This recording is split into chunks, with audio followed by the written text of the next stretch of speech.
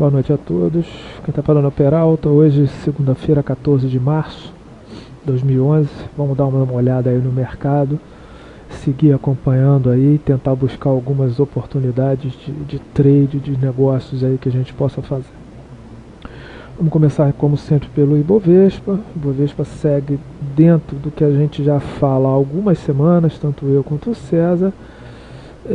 O Ibovespa perdeu uma linha de tendência de alta, pivotou para baixo, tem como objetivo os 64.200 já atingidos, 61, e um objetivo mais abaixo na faixa de 58 mil pontos.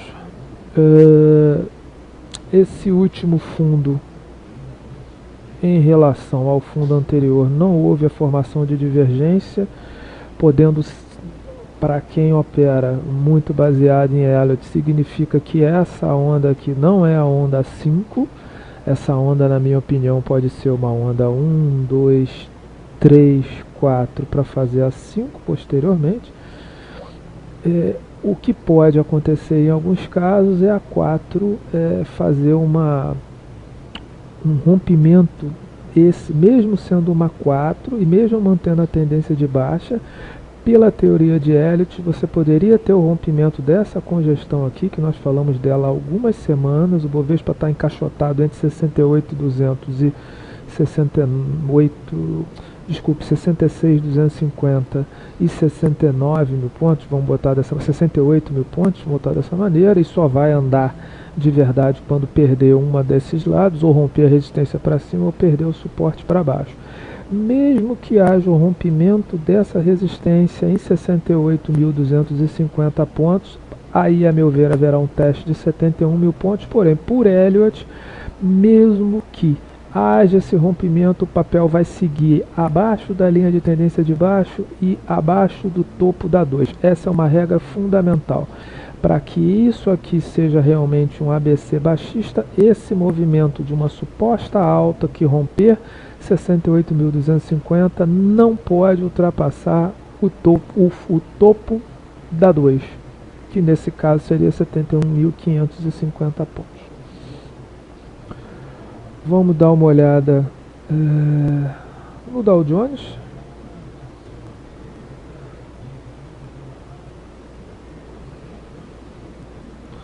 O Dow Jones aqui segue com esse suporte 11.990 pontos sendo bravamente defendido.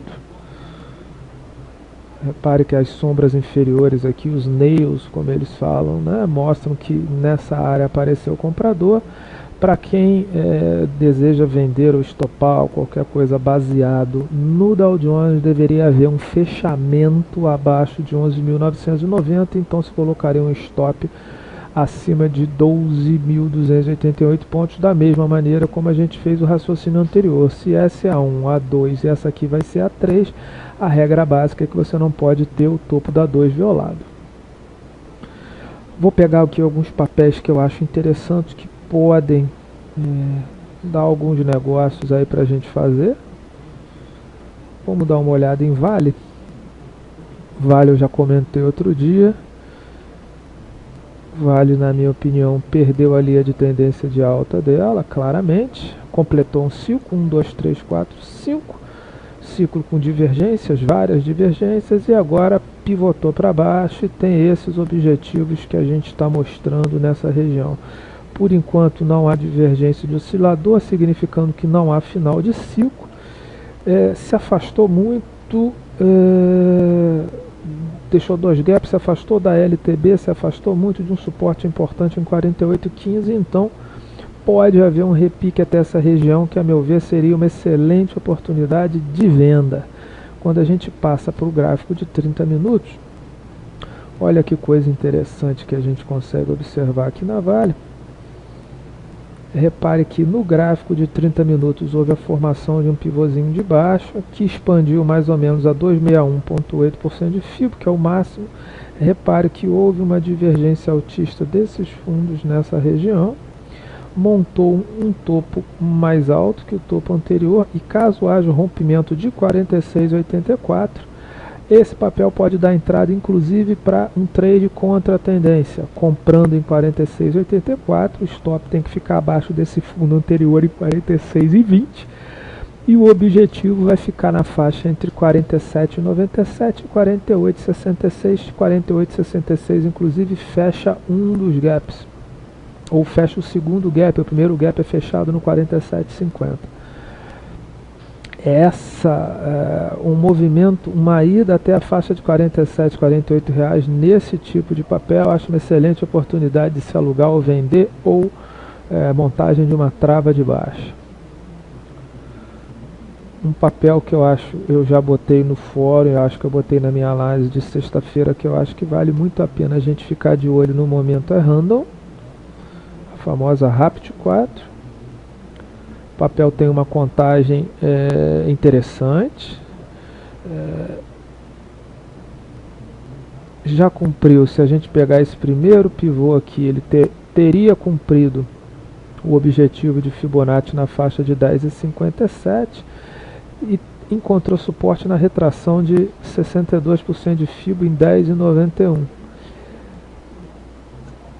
A divergência altista nesse nível, então se a divergência altista já foi atingido um nível de Fibonacci, o que a gente precisa para entrar no papel seria o rompimento de um topo anterior, que se daria então no rompimento em fechamento de 11,33. Hoje nós fechamos em 11,33, mas não ultrapassamos 11,33. A entrada então desse negócio ou desse trade seria uma compra acima de 11,33 com objetivo em 12,60 a 13,35 e um stop abaixo desse fundo aqui que fica na faixa de 10,90 mais ou menos. Um outro papel que eu sigo falando que eu acho que está muito interessante é Hipermarcas, que inclusive mostrou um resultado, para quem gosta de fundamentos, um resultado bom. Na sexta-feira, se eu não me engano, foi divulgado o balanço dela, o balanço veio muito bom. O papel para mim atingiu um balanço, a máxima expansão de Fibo em 17,58, montou uma belíssima divergência de alta nessa região. A única coisa que falta para que você possa fazer uma entrada muito boa no papel, uma entrada clássica no papel, seria a formação do primeiro zigue-zague ascendente no gráfico diário. Caso isso aconteça, eu vou postar aqui. Alguns traders mais agressivos, vendo essa situação, eu particularmente me coloco nessa posição. Como eu gosto muito do papel no diário, eu adiantei a compra de algumas posições hoje usando o gráfico de 30 minutos. Como eu fiz isso? Se vocês repararem aqui o gráfico de 30 minutos, vamos tirar essa linha aqui. O papel, vamos começar o raciocínio então. Vamos pegar o pivô de baixa, vamos expandir esse pivô de baixa. Reparem que o papel inclusive rompeu o 261.8 de Fibo. Se a gente unir esses fundos, a gente vai ver que o papel montou uma divergência nessa região, e cabe lembrar que divergência em área de Fibonacci sugere que o papel esteja acabando um ciclo, né? Como a gente sabe, a divergência da onda 3 com a onda 5 marca uma característica do final de ciclo. Esse papel então, qual é o raciocínio que a gente fez hoje? Eu esperei então o papel montar um topo mais alto, que ele montou nessa região aqui, e acima de 18,23 eu fiz a minha entrada no papel, e o meu stop está colocado abaixo dessa região aqui em 17,85. Voltamos dentro da teoria de Elliott, ao que nós falamos inicialmente da questão da onda 2. Se isso é um ciclo que vai se iniciar 1, 2, 3, 4, 5, a regra principal é que a onda 2 não pode ser penetrada, ou no caso o fundo da 2 não pode ser penetrado. Então o stop tem que ficar nessa região.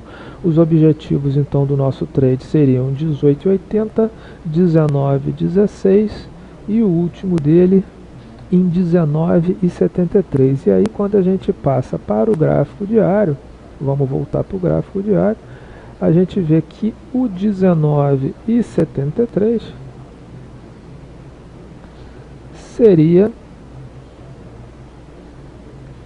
exatamente a resistência que foi deixada nesse topinho aqui. Olha, vamos botar aqui que nós vamos ver, olha, 19,72. Então eu acho que esse movimento inicialmente ele tem tudo para no mínimo ir a 19,70. Quem gosta de giro vai girar o papel, comprou hoje a 18,20, vai vender a 19,70. A entrada clássica seria: a gente tem que esperar a formação de um pivô de alta, de um pequeno pivô de alta nessa região, que para quem gosta de Elliott seria a 1 da 1, para entrar comprando, botando stop no fundo da 2, que aí nesse caso, como o pivô é muito pequenininho, vai ser melhor vista pelo intraday, como eu fiz no 30 minutos. Esse papel realmente está muito interessante. Outro papel que eu acho que a gente deve acompanhar seria a Confab. Confab ainda não deu entrada, como a gente diz, a entrada clássica é um zigue-zague rompido para cima no gráfico diário, tá? Porém o papel já está chegando perto de uma área de suporte na faixa de 4,64, 4,50. O papel está afastado da linha de tendência de baixa e pode haver um repique corretivo nesse papel.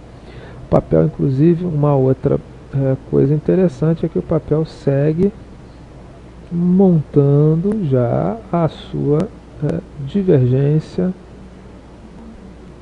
de alta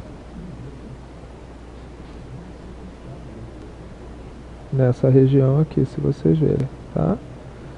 Então é um papel que merece, da mesma maneira como a gente fez a operação em hipermarcas, a gente pode acompanhar então o gráfico de Confab pelo 30 minutos, e a partir do momento que Confab faça um topo mais alto e rompa esse topo, por exemplo aqui, ó, um rompimento da 463 de Confab nessa região, olha, poderia nos fazer uma entrada para quem faz giros pequenos. Compraria então acima de 462 no intraday. Esse pivôzinho pequeno projetaria aqui 4,90 mais ou menos, que é resistência, aqui ó, que é o suporte perdido, que agora virou resistência, com stop na faixa aqui de 4,56, ou seja, você está arriscando, se você comprar 4,63 para estopar 4, você arrisca 7 centavos para ganhar aqui na faixa de 25 centavos. Então vai dar uma relação de 3,5 para 1, é uma relação interessante. Quem gosta de operar na venda, eu acho que vale a pena, eu botei isso no fórum, ficar atento a Light 3. Light 3, como a gente vai ver, cumpriu todos os objetivos de Fibo. Olha lá, ó. E começou a montar divergências. Se a gente inclusive usar outros indicadores, essas divergências vão ficar ainda mais visíveis. Eu estou usando aqui o IFR de 7, o MACD em linha e MACD histograma.